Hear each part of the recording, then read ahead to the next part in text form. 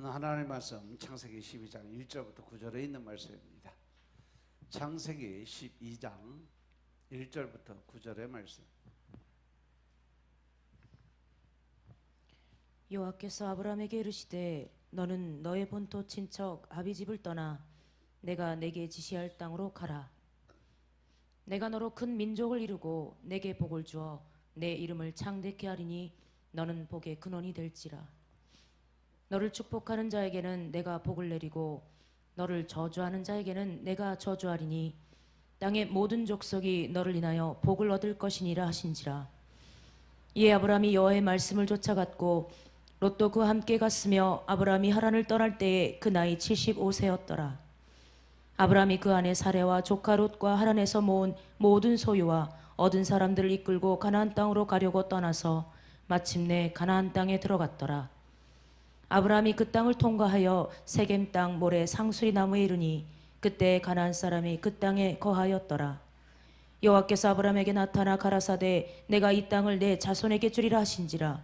그가 자기에게 나타나신 여호와를 위하여 그곳에 단을 쌓고 거기서 베델 동편산으로 옮겨 장막을 치니 서는 베델이요 동은 아이라.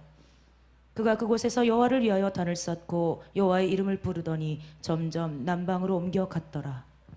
아멘. 할렐루야.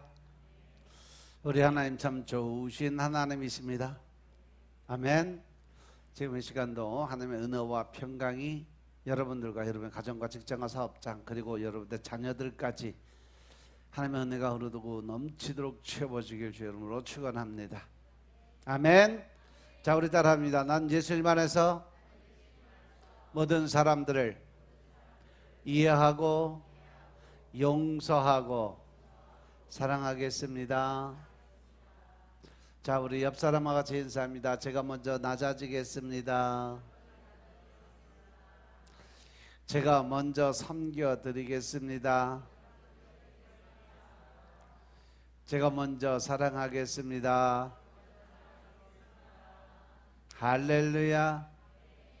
이 시간도 하나님께 영광을 드리는 귀한 시간 되시길 주의 이름으로 축원합니다. 오늘은 창세기 12장 1절부터 9절의 말씀 가지고 아브라함의 믿음의 진실이란 제목으로 말씀을 나누겠습니다. 자, 따라합니다. 아브라함의 믿음의 진실. 아브라함의 믿음의 진실. 아브라함의 믿음의 진실은 과연 뭘까? 아브라함이 진짜 우리가 지금처럼 알고 있는 것처럼 아브라함의 믿음의 사람이기 때문에 하나님 말씀의 절대적인 순종과 복종 때문에 더 나아가서 하나님의 말씀이라면 모든 걸 다 내어놓을 수 있는 그러한 믿음을 가졌기 때문에 아브라함이 하나님께 그 큰 복을 받았을까? 한번 생각을 한번 해볼 필요는 있지 않을까요? 그런데 우리가 이 말씀을 보면서 편향적으로 집중적으로 자기 중심적인 해석을 하다 보니까 아브라함이 엄청나게 높게 됐어요. 그런데 본질상 아브라함의 그 모습을 보면요, 인간적인 면이나 인격적인 면을 보면 아주 못된 사람이요. 아브라함이 나쁜 사람이요. 그럼에도 불구하고 그가 믿음의 조상이 되고 모든 아버지가 될 수 있는 조건은 하나님이 그렇게 만드셨기 때문에 그래요.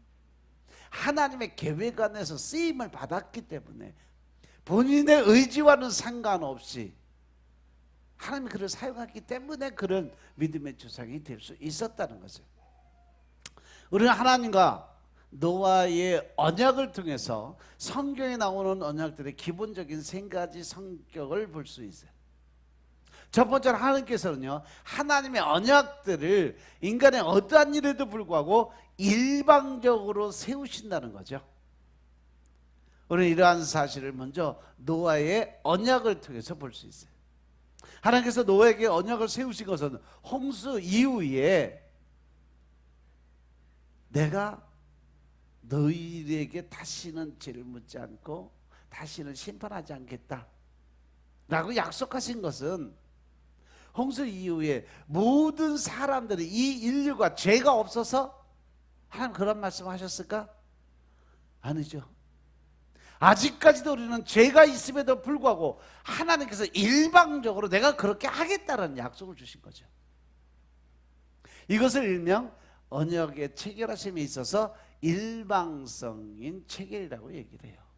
일방성 언약이라고 그래요. 그런데 이 언약의 일방성이라는 것은 뭐냐? 사람의 입장에서 볼 때는 일방성이지만 하나님의 입장에서 보면 그렇지가 않다는 거죠. 왜? 하나님은 이미 언제부터? 태초부터, 창세 이전부터 하나님의 모든 일은 계획된 일이기 때문에 그렇습니다. 창세기 8장 21절에 보시면 하나님께서 노아에게 언약을 세우시게 된 과정을 볼 수가 있는데, 창세기 8장 21절에 보면 여호와께서 그 향기를 맡으시고 중심에 이르시되 내가 다시는 사람으로 말미암아 땅을 저주하지 않겠다고 약속하세요. 근데 하나님이 언제 이 땅을 저주를 하셨어요? 아담이 선악과를 따먹고 난 이후에 인간이 죄를 지음으로 인해서 이 땅이 저주를 받아라고 기록이 되어 있어요. 그래서 이 땅의 우주 만물이 하나님의 저주 안에서 가시와 엉겅퀴가 나고 그들이 힘들고 어렵게 자랄 수 있는 조건은 내가 지은 죄 때문에 이 우주 지구가 다 하나님의 심판을 받은 거예요. 그런데 이제는 하나님이 노아 홍수 사건 이후에 다시는 내가 이 땅을 저주하지 않겠다.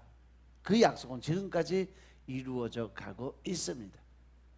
이는 사람의 마음이 계획하는 바가 어려서부터 악함이라. 즉 하나님은 모든 사람들이 악한 것을 이미 알고 계셨어요. 그럼에도 불구하고 하나님이 내가 너희들 심판하지 않을게, 정죄하지 않을게 라고 말씀해요. 내가 전에 행한 것까지 모든 생물을 다 멸하는 일은 없을 거다 라고 말씀하세요. 하나님께서는요, 홍수 이후에 정결한 짐승의 제사로 향기를 흠양하시고 인류의 죄악에 들어갔음에도 불구하고 하나님은 심판하지 않겠다고 약속을 하세요. 이 일방적인 계약의 내용이 9장에 보면 아주 세밀하게 하나님이 약속을 하세요. 근데 여기 8장 21절에도 보면 그 노아의 언약의 내용이 나오고 있어요.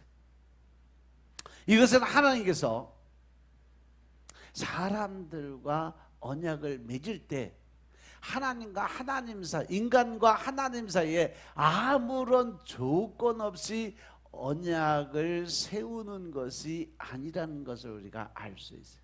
하나님께서 범죄한 인류에게, 범죄한 사람들에게 노아의 언약을 베푸실 때 그들에게 요구한 것이 뭐예요? 정결치 못한 짐승을 위해서 죽어지는 정결한 짐승의 희생의 근거에서 언약을 베푸셨다는 거죠. 사람들의 죄를 사해 주는 조건으로 결국 짐승의 피를 요구하신 거죠. 그러니까 이 언약이 체결되어지는 것은 인간적인 측면에서 볼 때는요, 일방적이고 무조건적이지만 하나님의 측면에서 보면요, 정결한 자의 대신적 희생이 조건이 돼서 언약이 이루어지게 되어 있다는 겁니다. 하나님이 우리 인간을 죄를 사해주는 조건은 그만큼 정결한 자의 대신적 희생을 요구하셨다는 거죠. 결국 이후에 언약 체결 양식을 볼 때도 이러한 것이 나타난 걸 볼 수가 있어요. 창세기 15장에 보면 하나님께서 아브라함과 언약을 맺으실 때도 쪼갠 고기 사이로 불이 지나가는 형태로 언약을 베푸시는 걸 볼 수가 있습니다. 또 출애굽기 24장에도 보면 모세가 이스라엘 백성들과 언약 체결식을 갖는데 거기서 그 정결함의 의미로 피를 뿌리는 걸 볼 수가 있습니다. 결론적으로 예수님이 새 언약을 베푸실 때도 예수님의 대속적인 피를 통해서, 구속적인 피를 통해서 언약을 베푸는 것을 볼 수가 있어요.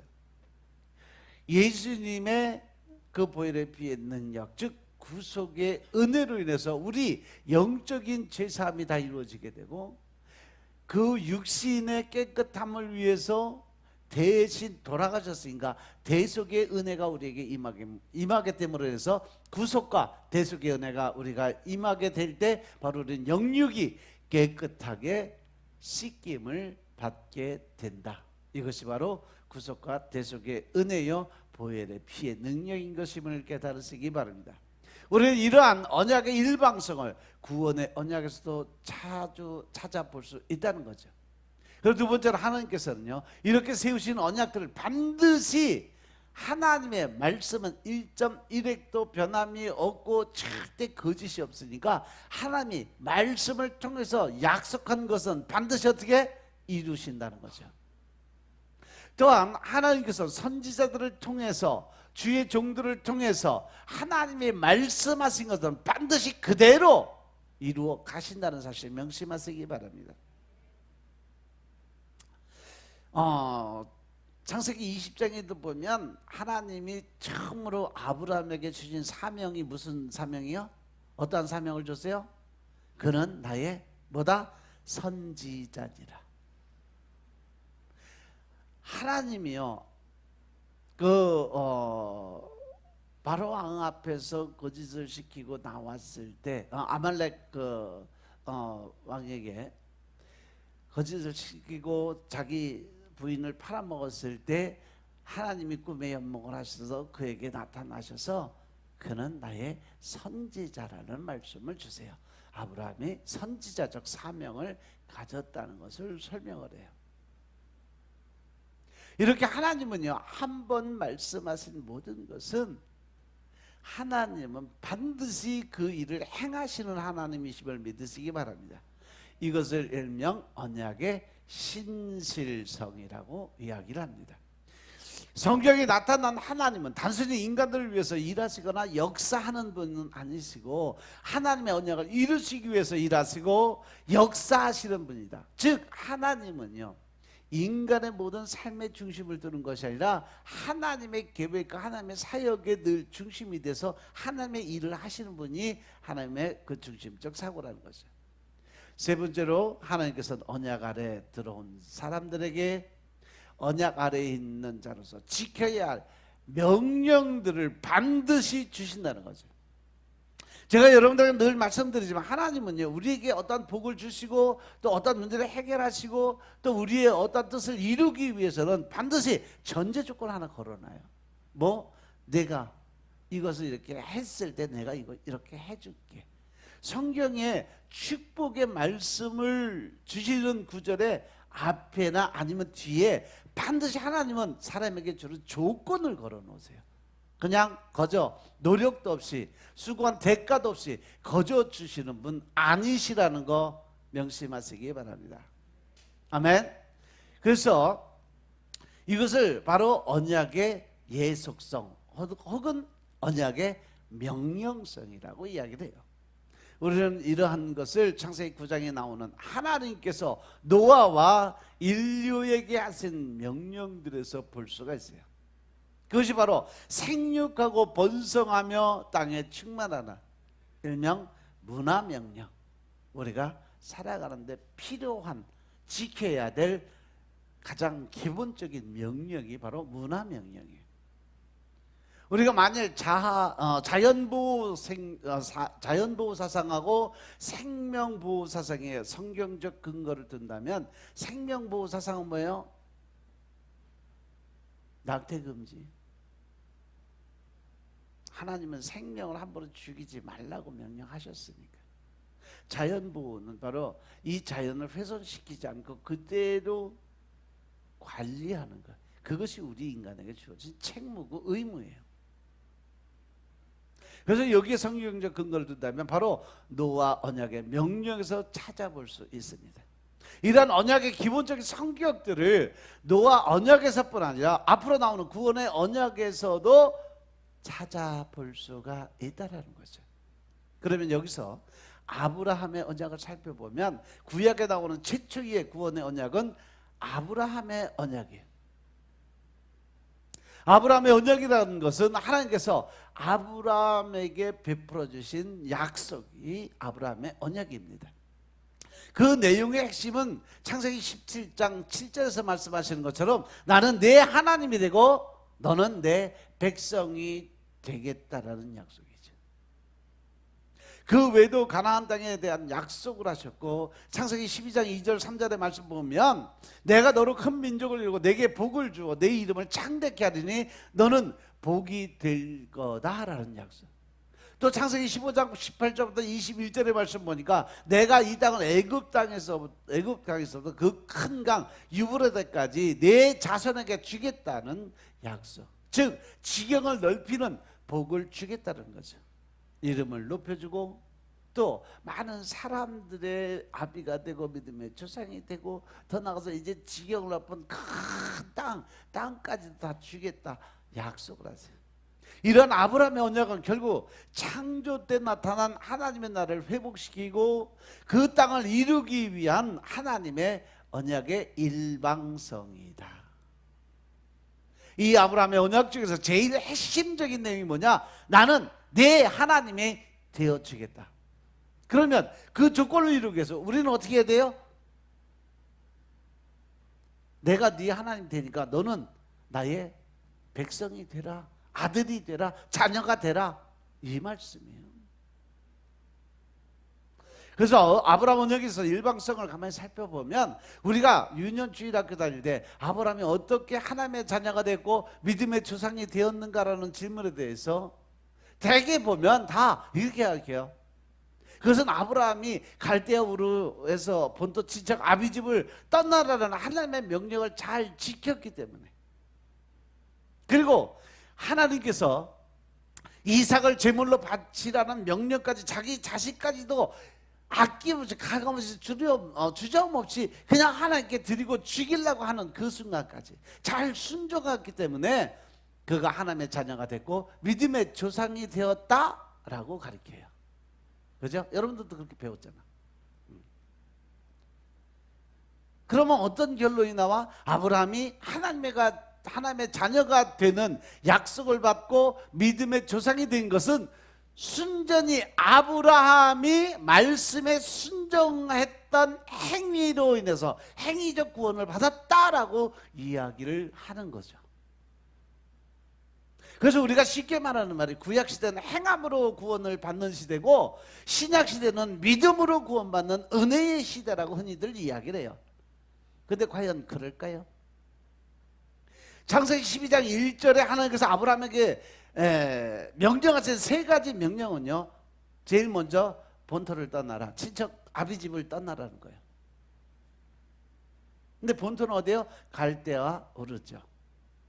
그러면 아브라함이 이 처음 명령을 어떻게 지켰느냐, 이것을 보면 창세기 11장 그 앞장에 보면요, 아브라함은 이미 하란에 가 있었어요. 갈대아 우르를 이미 떠난 상태였다고. 창세기 11장 27절부터 32절의 말씀을 보면 아브라함이 어떻게 본토인 갈대아 우르를 떠나게 되었는가를 분명하게, 하나님 말씀 이전에, 명령하시기 이전에 이미 아브라함은 갈대아 우르를 떠난 사람이에요. 읽어봐라. 27절부터 32절까지. 데라의 후예는 이러하니라. 데라는 아브람과 나홀과 하란을 낳았고 하란은 롯을 낳았으며 하란은 그 아비 데라보다 먼저 본토 갈대아 우르에서 죽었더라. 아브람과 나홀이 장가들었으니 아브람의 아내 이름은 사레며 나홀의 아내 이름은 밀가니 하란의 딸이요 하란은 밀가의 아비며 또 이스가의 아비더라. 사레는 잉태하지 못함으로 자식이 없었더라. 데라가 그 아들 아브람과 하란의 아들 그 손자 롯과 그 자부 아브람의 아내 사레를 데리고 갈대아 우르에서 떠나 가나안 땅으로 가고자 하더니 하란에 이르러 거기 거하였으므로 데라는 205세를 향수하고 하란에서 죽었더라. 아멘. 31절에 보면 데라가, 그 아버지가 아브람과 하란의 아들인 그의 손자 롯, 그리고 그의 며느리 아브람의 아내 사레, 그리고 갈대아인의 우르를 떠나서 가나안 땅으로 이미 데라가 출발을 했어요. 그리고 중간에 하란 땅에 머무른 거예요. 여기 하란을 보면 하란이 누구예요?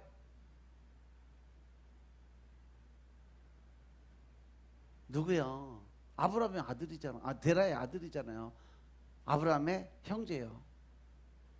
근데 이 하란이 여기서 죽은 이유에 대해서는 안 나오는데 어떻게 죽었나 보니까 이 아브라함과 하란은 아버지가 이 만드는 우상, 그때 당시에 드라빔이에요.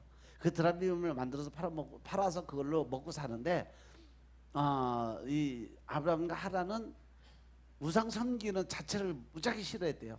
그래갖고 어느 날 갑자기 그 하란이 그 우상들을 다 그냥 제단을 다 불사질러 버렸어요. 다 태워버리고 이제는 하나님 앞에 간다고 다 불탔는데 그때 불이 옮겨 붙으면서 하란한테 덤벼들어서 거기서 하란은 그냥 불타 죽어서 여기서 그 상황은 안 나오고 그냥 갈대아인 우르에서 죽었다라. 그리고 나서 이 데라가 떠나게 된 이유는 바로 거기서 이 우상들, 즉 그 우상들을 섬기며 사는 사람들한테 그걸 다 팔아먹고 사는데 아들이 그 제단을 다 불사져서 태워버렸다는 이 소문이 흩어나기 전에 아들이 그 불이 나갖고 우상 제단을 지키기 위해서 그 불을 끄다가 거기에 불이 붙어서 타 죽었다라는 소문을 내놓고 그 자리를 바로 떠나는데 가나안으로 옮기는 과정이 있었다라는 비화가 있어요. 숨겨진 이야기요. 이거는 그냥 제가 좀 알아보는 과정에서. 그래서 그때 당시에 데리고 간 것이 데라가 아브라함과 사라하고 롯과 보니까 아브라함과 나홀이 장가들었어요. 아브라함의 아내 이름은 사라고 나홀의 아내 이름은 밀가니 하란의 딸이고 하란은 밀가의 아버지고 또 이스가의 아버지더라. 여기서 이스가가 누구냐? 바로 이스가가 사라예요. 그러면 롯과 사라는 어떻게? 남매예요. 그리고 아브라함과는 조카 사이예요. 친족 관계죠 다. 그때 당시에는 율법이 이 땅에 내려오기 이전이었기 때문에 친족의 그 결혼하고 또 그때 당시에는 자기 종족 보존을 위해서는요 자기 친족 외에는 결혼을 못해 이방인들하고 결혼을 못하게 돼 있었어요. 그러니까 이거는 흠이 되는 게 아니라 그렇게 해서 자기들이 식구들끼리 친족끼리 그다음 이렇게 씨를 형성하는 그러한 과정이기 때문에 거기에는 아무런 문제가 없어요. 단지 중요한 건 제가 말씀드리는 건 뭐냐면 이미 아브라함은 갈대우를 떠나서 하란에 거주하고 있었을 때 창세기 12장 말씀 갈대우를 떠나라는 말씀 거기서 나왔던 거죠. 12장 이제 여호와께서 아브라함에게 이르시되 너는 본토 친척 아비 집을 떠나 내가 네게 지시할 땅으로 가라. 이미 하란 떠나서 하란에 와 있을 때 하나님이 명령하셨던 거죠. 그죠? 그러니까 그의 아버지 데라가 갈대우를 떠나서 가나안 땅으로 가고자 해서 어쩔 수 없이 따라왔어. 아브라함은요 가고 싶어서 하나님 명령해서 따라온 게 아니에요. 여기서 우리는 데라가 하나님의 명령을 먼저 받고 갈대우를 떠나 가나안 땅으로 가고자 한 것으로 이해할 수 있습니다. 하지만 아브라함은 부모를 따라서 갈대우를 떠나게 된 거예요. 가기 싫어도 따라갔을 수밖에 없는 조건이었다. 그 다음에 보면 그의 아버지 데라가 아브라함을 데리고 가다가 하란에 머물게 됐어요. 그런데 아브라함의 아비 데라가 하란에서 그만 죽고 말아요.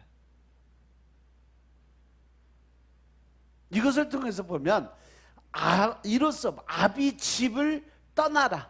그리고 하나님의 명령도 자동으로 해결이 된 거예요. 갈대우를 떠나라. 그리고 아비 집을 떠나라. 왜? 아버지가 죽었으니까 이제 떠난 거 아니에요. 이제 자동으로 떠난 거예요. 같이 살고 싶어도 못 사니까. 그리고 이제 데라가 죽자 하나님은 아브라함에게 창세기 12장 1절 이 말씀을 하신 거예요. 그때 가서 하신 거예요. 그런데 또 여기서 하나의 명령이 남아 있었어요. 그것은 그의 친척을 이제 친척까지 떠나라. 근데 이것도 창세기 13장 6절에 보면 하나님이 자동으로 해결해 주세요. 어떻게? 아브라함과 롯이 재산이 많아서 어쩔 수 없이 딱 남은 친척이 둘이에요.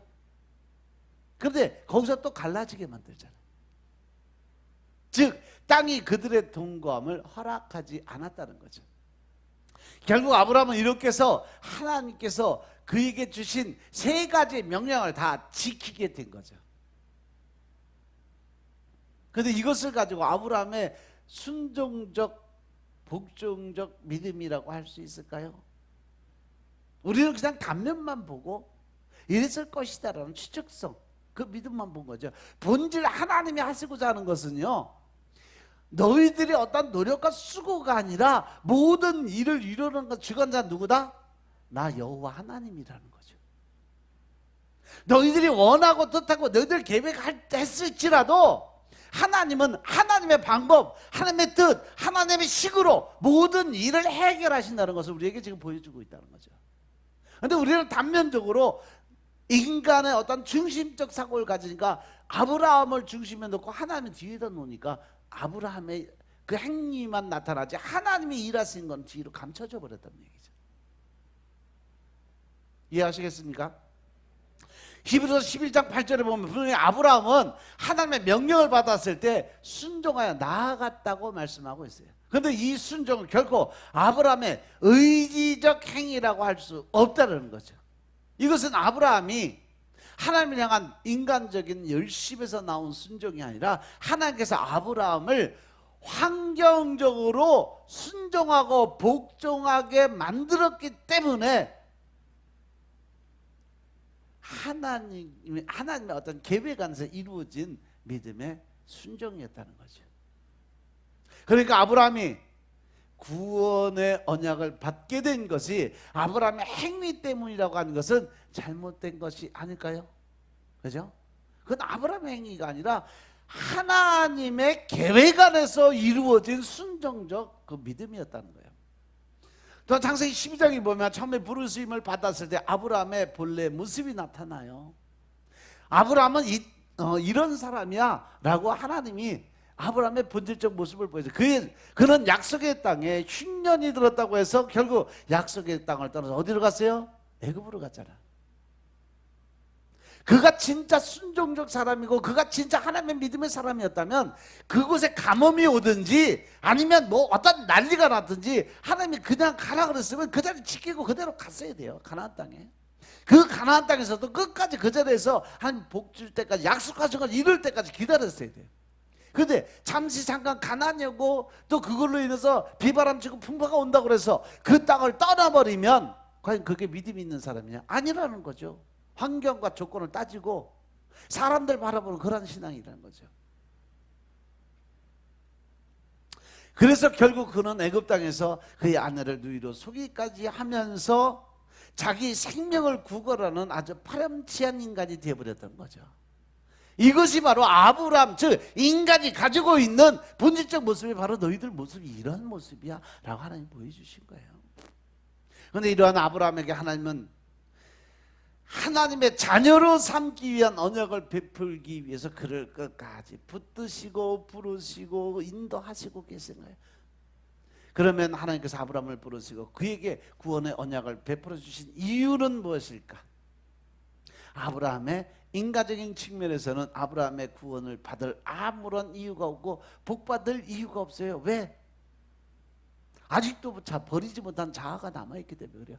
내 생각, 내 뜻, 내 방법, 내가 원하는 삶.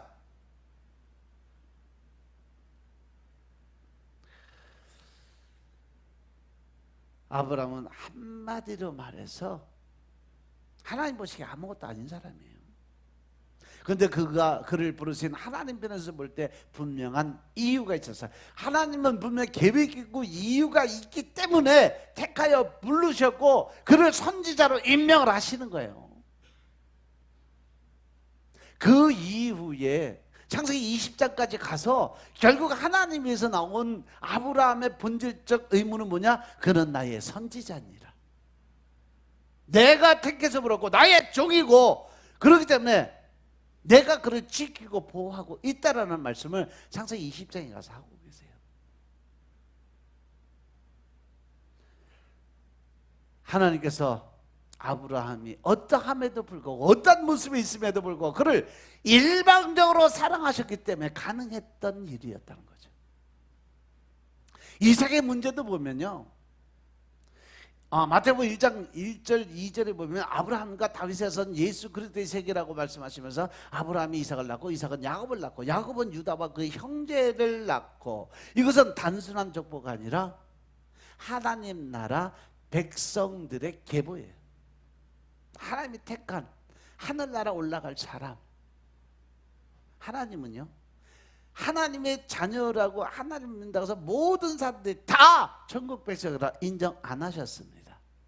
나중에 이제 말씀을 쭉 읽다가 보면 나오지만, 아브라함의 자녀가 모두 하나님의 백성이 된 것이 아니라 아브라함의 자녀 중에 하나님의 백성 택함을 받은 딱 한 사람, 이삭밖에 없어요.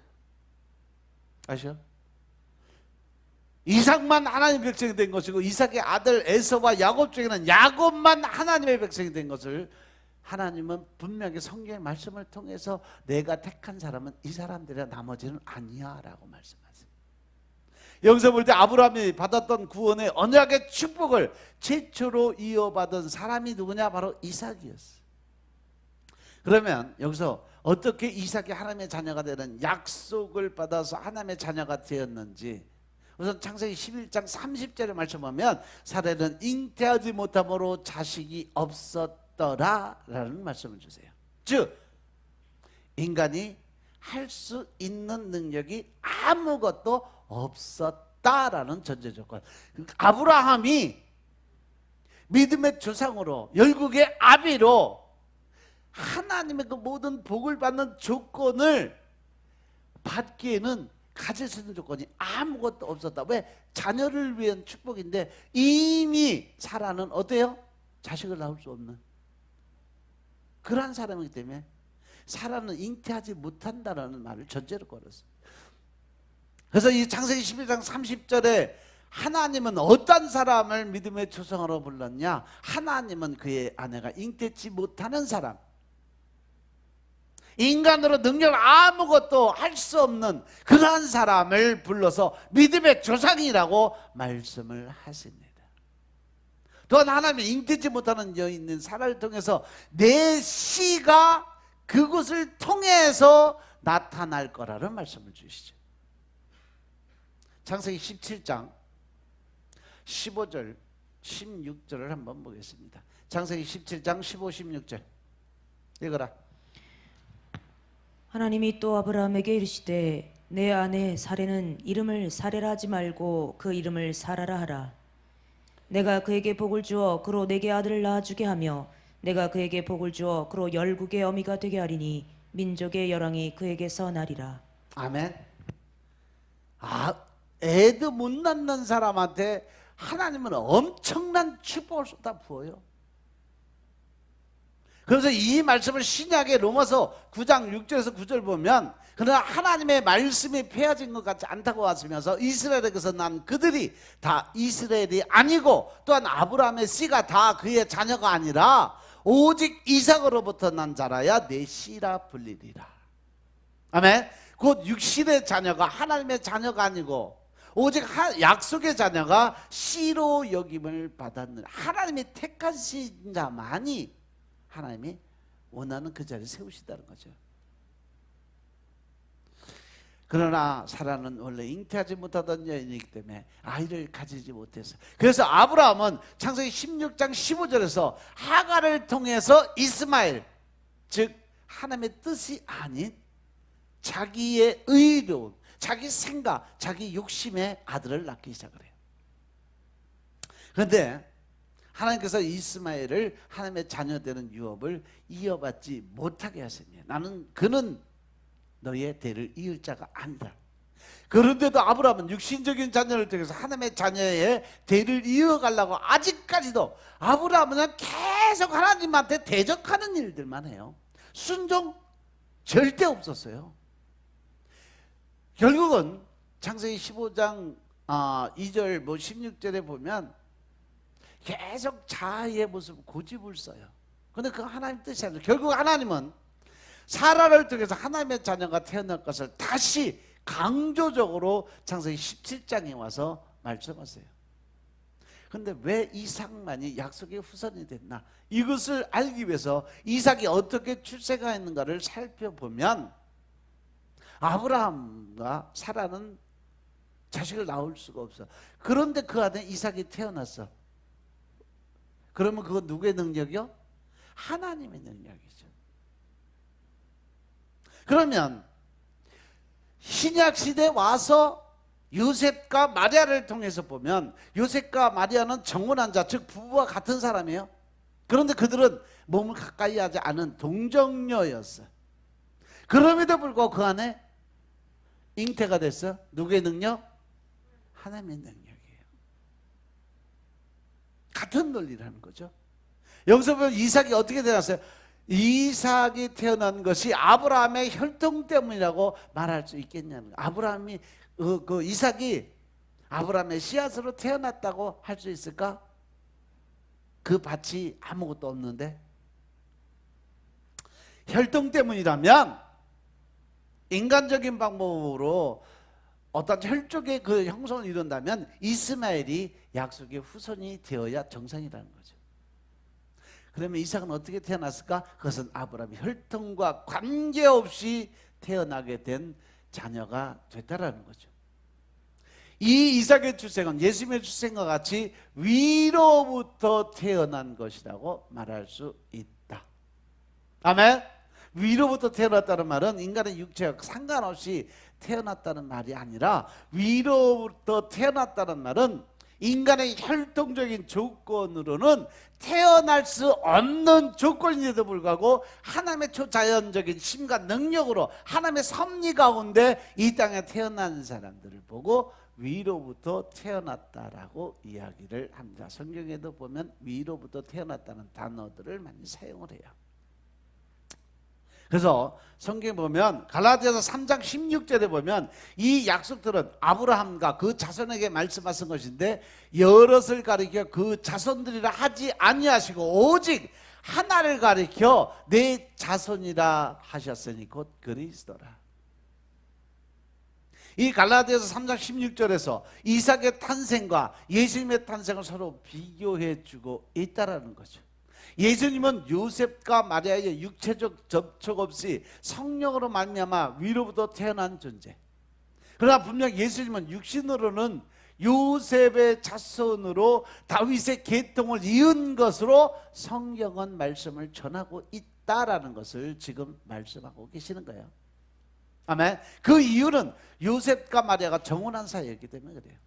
이삭도 마찬가지로 아브라함과 사라 사이의 죽은 태에서 하나님의 초자연적인 섭리 가운데 태어난 것이 바로 똑같다라는 거예요. 그러면 이렇게 태어난 이삭만이 하나님의 자녀가 되는 언약의 축복을 받게 된 이유는 뭘까? 하나님께서 불임여성인 사람의 몸을 통해서 언약의 그 대를 이어가려고 하신 이유가 뭘까? 이것은 물론 하나님께서 아이를 낳지 못하는 모든 여인들에게 애를 낳게 해주겠다는 약속의 말씀으로 보면 절대 큰 오산이다.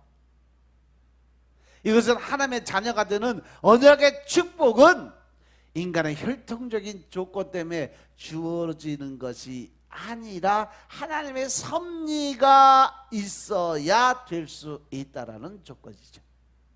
아멘. 하나님의 자녀가 되는 언약의 축복은 바로 인간의 혈통과는 아무 관계가 없이 일방적으로 하나님이 주시는 축복이에요. 이것을 계시하기 위해서 이삭의 출생의 그 기사를 기록해 놓은 거예요. 이와 같이 구원의 언약은 인간의 혈통적인 조건과는 상관없이 하나님의 일방적인 선택에 의해서 주어지는 것을 우리가 볼 수 있어요. 그러면 야곱의 태생도 돌아보면요, 이삭의 아내 리브가도 원래 불림 여성이었어요. 리브가도 원래 애를 못 낳았어요. 그런데 그녀는 하나님의 초자연적인 도우심으로 아이를 낳는데 쌍둥이를 낳았어요.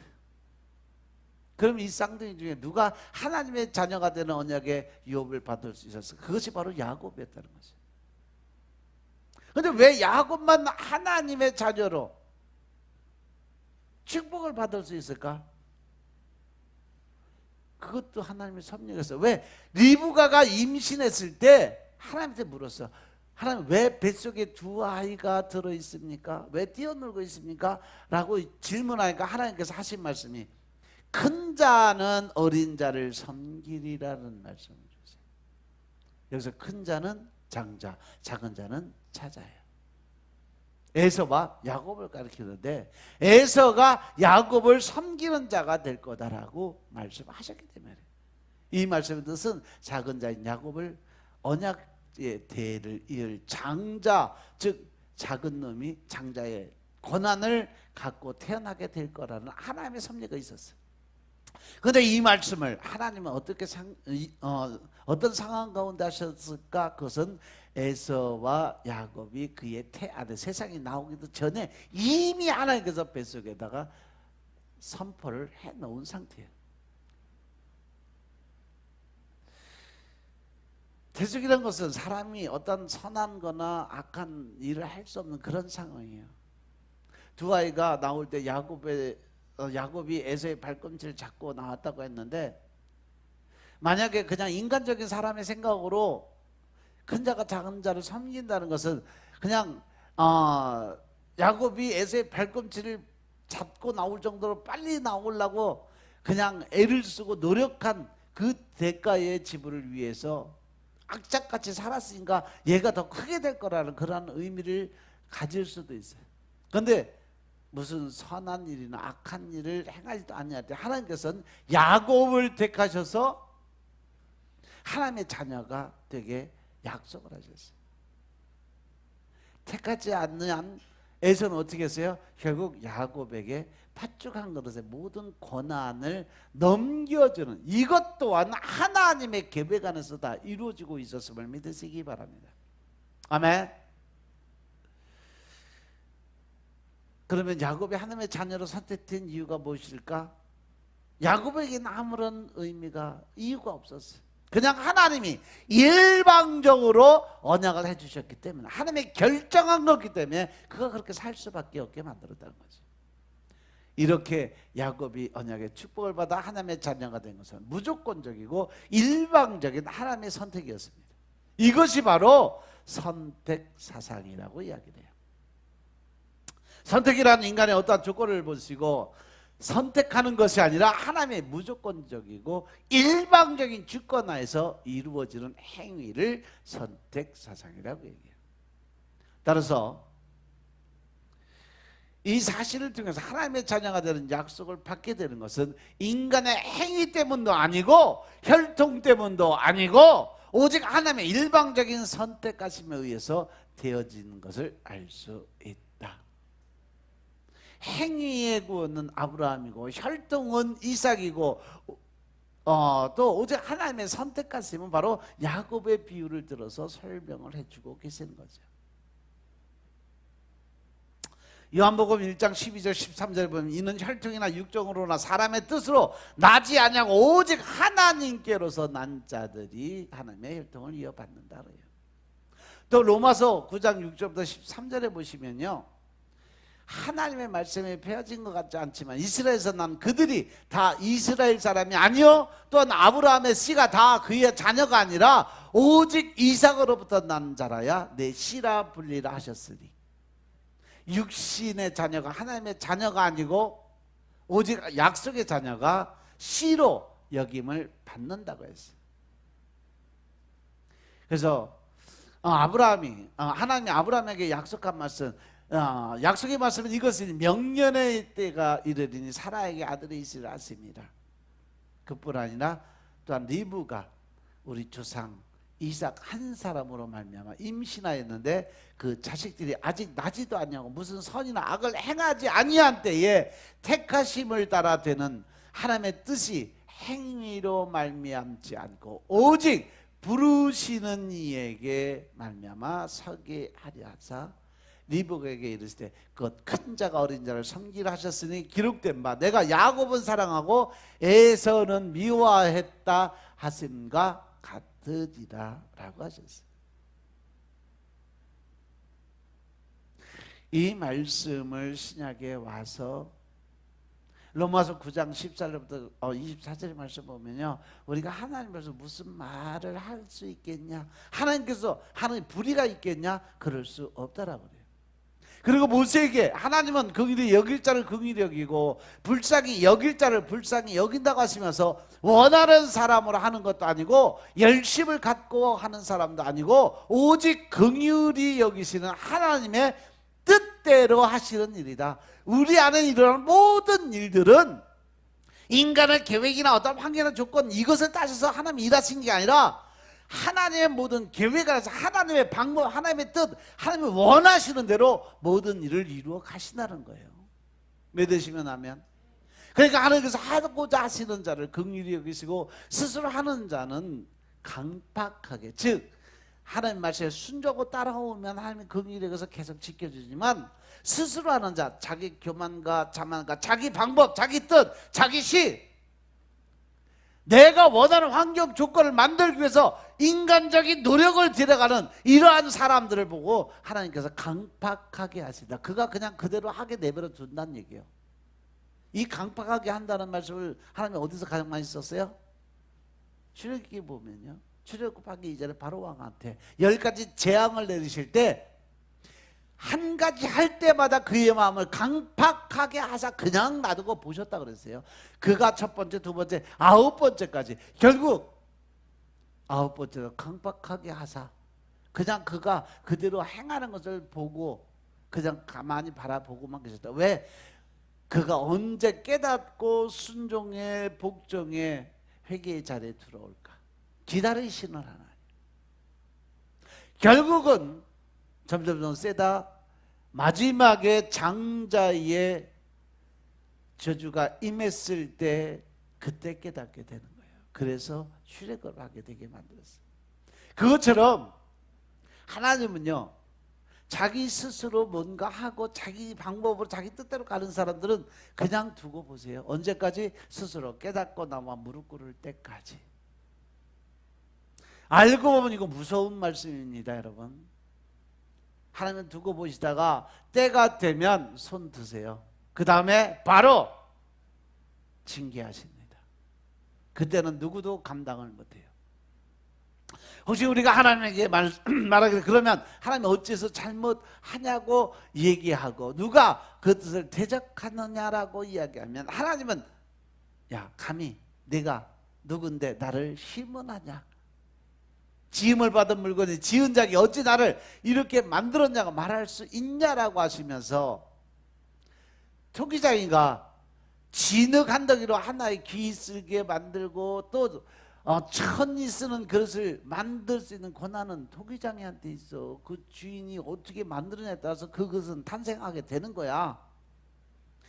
만일 하나님이 그 진노를 보이고 그 능력을 알게 하시고자 하사 멸하기로 준비된 진노의 그릇을 오래 참음으로 끝까지 지켜보시고 또 영광 받기로 예비하신 바 그 길의 그릇에 대해서 그 영광의 부유함을 알고자 하셨을지라도 하나님 끝까지 참고 기다리면서 그들에게 영광 받기 위해서 기다린다고 해서 너가 무슨 말을 할 수 있겠냐? 그건 하나님 방법인데. 야곱의 택함받은 12아들 중에서 누가 대표일까? 그 누구를 통해서 하나님께서 구속사를 이어가실까?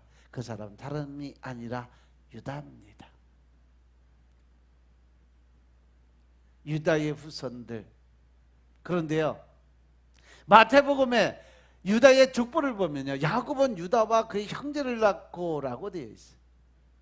야곱이 유다와 그의 형제를 낳았다. 이것을 통해서 택함받은 12형제의 대표가 유다인 것을 알 수 있어요. 또 예수님께서도요, 유다의 자손으로 태어나셨어요. 창세기 49장 10절에 보면 그러면 유다는 어떤 인물이냐? 유다에 관한 기사는 창세기 38장을 보면 자세하게 기록이 되어 있는데, 창세기 38장에 보면 유다의 큰아들이 결혼을 하고 후손을 잊지 못하고 죽어요. 그때 당시에 계대 결혼이라고 해서, 즉 형제 결혼법에 따라서 큰형이 대를 잇지 못하고 죽으면 그 차남이 둘째가 가서 형수하고 자서, 만약에 거기서 자녀가 생기면 그게 가족의 대를 이어가는 건데, 만약에 거기서 안 되면 그 동생까지, 그 밑에 동생까지, 아니면 거기서도 다 안 나오면 사촌까지 가요. 그게 그때 당시 법이에요. 여러분들, 사마리아 여인이 남편을 6명, 뭐 5명이나 맞이고도 아직까지도 그냥 그 다른 남자하고 살고 있다라는 얘기가 보면 이 계대 결혼 안에 묶여 있어서 그랬던 거예요. 거기까지는 안 나오는데, 아무튼 그가 창녀의 그 모습이 아니라, 그 말씀을 가만히 보면 그는 선한 사람이었고 또 율법을 알고 메시아를 기다리던 여자였어요. 창녀가 돼서 그가 그렇게 살 수 있는 조건이 아니라, 이 계대 결혼에 의해서 계속 율법의 집안 안에서 대를 이어서 하나님 말씀에 순종하고 오직 그 말씀 안에서 메시아를 기다리는 그 여자의 모습이 선한 그 사마리아 여인이었어요. 그런데 그 말씀을 이상들하게 해석을 해나갔고, 창녀로 계산을 하고, 그 뭐 남편을 매일 바꾸는 바람둥이 여자로. 그런데 그 남편을 다섯이나 바꾼 그 여자를 사람들이 심판하고 정죄하지 않은 이유가 뭘까? 그에게 죄가 없기 때문에. 그때 당시에 그 정도 됐으면 돌 맞아 죽어야 돼요. 그럼에도 불구하고 그가 예수님을, 메시아를 만나고 동네 가서 선포했을 때 많은 동네 사람들이 그를 따라와서 예수를 믿게 되는 조건을 거론하자. 그러면 그 사람은 그만큼 어떻게 말의 권세가 있었던 사람이란 얘기죠. 아무튼 뭐 또 여기까지 간 건 아니고, 아무튼 유다의 자손으로 나오는 것은, 유다가 결국은 둘째 아들까지 갔는데 셋째는 나이가 너무 어렸어. 그래서 합방을 못해요. 그래서 그 며느리 다말이 이 자기의 본분을 다하고 족보를 이어가기 위해서 어떻게 해야 될까 머리를 썼어요.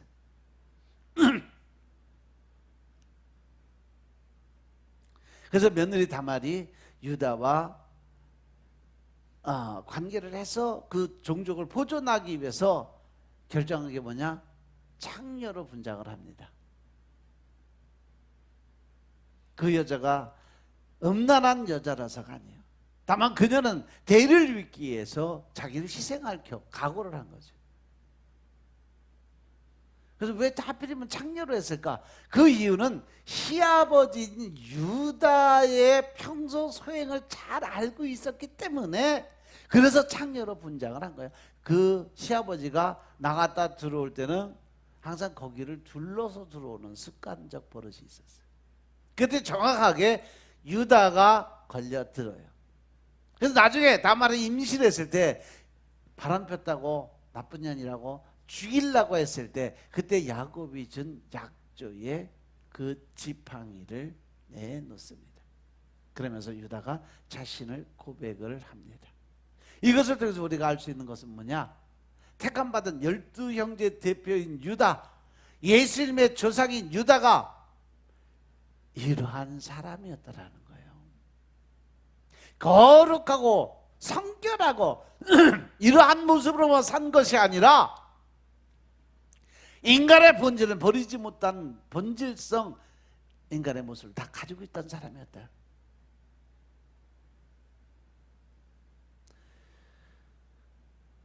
그러면 우리가 택함을 받았다고 선민이라고 말하지만, 과연 나는, 내 속에는 이 인간의 본질성의 자아가 아직도 남아있지 않느냐는 거죠. 너희들도 똑같다라는 말씀을 주시는 거예요.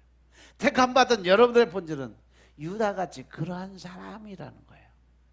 뭐 그렇게 심한 말을 하느냐라고 할지 모르지만, 그런데 구약 성경에서 우리에게 중심적으로 설명하는 바가 인간의 본질성, 타락성, 죄성, 이것은 버리지 못하는 것이 바로 너희들이다. 그래서 신약에 와서 예수님께서 하신 말씀이에요. 너는 사도 요한에게 주신 말씀이에요. 너는 네 아비가 마귀니까 본질상 마귀의 자녀니까 너도 마귀 새끼라고 얘기하는 건 똑같은 얘기예요. 하나님께 기록된 구속사는요, 끊임없이 인간이 별 수 없는 최악의 사람이라는 것을 고백을 합니다. 그런데 하나님의 구속사는 인간의 죄악됨에도 불구하고 하나님의 크신 은혜와 긍휼에 의해서 정해지고 있다는 사실 깨달으시기 바랍니다. 아멘. 이제 우리가 하나님이 우리를 사랑한다는 것이 세상적인 어려운 일들을 단순히 면하게 해주는 것은 아니다. 로마서 8장 36절에 보시면 하나님이 우리를 사랑하시는데도 불구하고 하나님의 사랑이 끊어지지 않았음에도 불구하고 우리가 종일 주를 위해서 죽임을 당케 되고 도살할 양같이 여김을 받게 될 수도 있다라는 얘기를 하세요. 우리가 믿음 안에서 진짜 신앙을 지키고 말씀 안에 살아가다 보면 세상 사람들 손가락질 받고 때에 따라서는 환난과 핍박이 다가오게 된다라는 말씀을 주세요. 그런데도 그럼에도 불구하고 하나님이 우리를 사랑하신다는 근거는 그것은 하나님이 우리의 죄를 대신해서 구원해 주셨다는 거죠. 그래서 사도 바울이 말하는 것은 그러나 이 모든 일, 즉 환난이나 적시나 기근이나 이 모든 어려운 일들에 우리를 사랑하시는 이로 말미암아 우리가 넉넉히 이길 수 있는 힘과 능력을 받았다라고 이야기했어요. 구약의 마지막 저서인 하박국서를 보면요, 하박국서 초반에 하박국은 이스라엘에 닥친 여러 가지 재난들을 보면서 과연 이러함에도 불구하고 하나님은 우리와 함께 하시고 우리를 사랑하시는가는 늘 의문과 불만을 품고 살아갔어요. 그래서 하나님한테 따지기도 많이 따지고, 그런데 결론은 어떻게 돼요? 그것은 우리의 양이었고 외양간에 소가 없고 밭에 소출이 없다 할지라도 우리를 구원해 주신 여호와 하나님으로서 나는 늘 기쁘고 즐겁게 살 수 있다는 고백이 나오잖아요. 우리는 이상의 사실을 통해서 하나님이 우리를 구원해 주신 그 사실의 근거에서 우리가 어떠한 상황 가운데서도 하나님이 우리와 함께 하시고 우리를 사랑하시고 늘 지키고 보호하신다는 사실 잊지 말고 늘 여러분의 중심에 내가 아닌 하나님으로 주님이, 예수님이, 성령님이 여러분의 중심을 갖고 살아갈 수 있기를 주의 이름으로 축원합니다. 기도드리겠습니다. 아버지 하나님 감사드립니다. 오늘도 아버지 하나님의 은혜 가운데서 아브라함을 통한 믿음을 우리가 한번 돌아보게 하시니 감사합니다. 주님, 오늘도 주님의 은혜 가운데서 우리가 온전한 믿음을 통해서 나타나 볼 수 있는 삶을 살게 축복하시고 또한 믿음 안에서 영권, 인권, 무권의 권세를 완전히 회복시켜 주옵소서. 이번 한 주간도 주님을 향한 열정의 마음을 갖게 하시고 하나님의 뜻 가운데 우리가 쓰임받은 도구의 삶을 사시도록 축복하시고 이제는 하나님의 더 큰 사랑을 나누고 베푸는 자들이 다 될 수 있도록 축복하옵소서. 모든 말씀으로 주 예수 그리스도의 이름으로 감사드리며 기도드렸사옵나이다. 아멘.